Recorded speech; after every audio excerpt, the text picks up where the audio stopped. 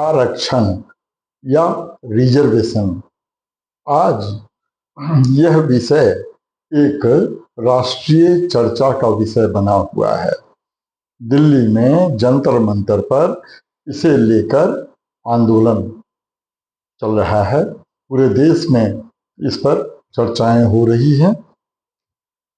तो सबसे पहले ये समझने की कोशिश करेंगे कि आरक्षण की जो वर्तमान व्यवस्था है उसमें कई खामियां हैं, जिसकी वजह से आरक्षण के आधार को बदलने के विषय में चर्चा हो रही है। और एक दूसरा आधार, आर्थिक आधार, जातीय आधार को हटाकर आर्थिक आधार आरक्षण का आधार बनाने की चर्चा चल रही है।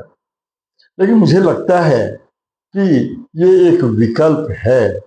जातीय आधार को हटाकर आर्थिक आधार आरक्षण का आधार बना दिया जाए। लेकिन मेरा विचार इससे कुछ भिन्न है।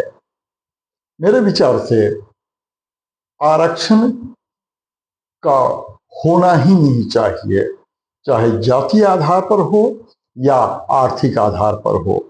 किसी भी प्रकार का कोई आरक्षण देश के हित में नहीं है।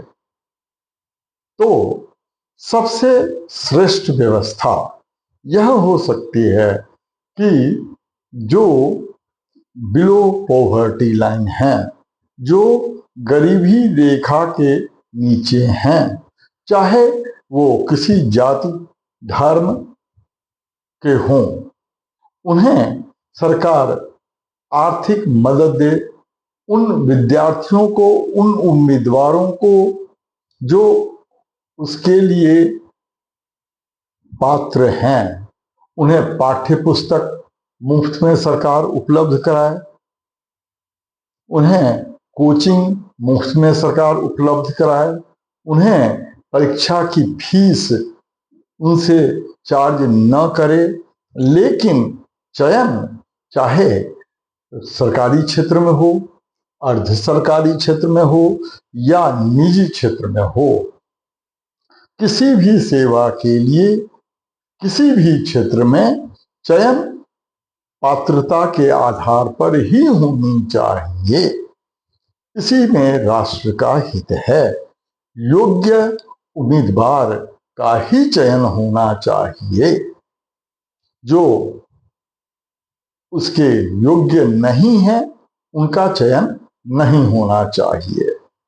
और आरक्षण तो बिल्कुल ही नहीं होना चाहिए। वही जो मैंने बताया कि न आर्थिक आधार, न जातीय आधार, न धार्मिक आधार, किसी भी आधार पर आरक्षण न हो। सिर्फ पात्रता के आधार पर जो आर्थिक रूप से अक्षम हैं, जिनकी सक्षमता नहीं है, उन्हें भी सपोर्ट दिया जाए कि वो अपनी पात्रता को बढ़ाएं, अपनी शिक्षा को बढ़ाएं, अपनी योग्यता को बढ़ाएं और जो उम्मीदवार किसी भी क्षेत्र में चयनित हो वो योग्य ही हो।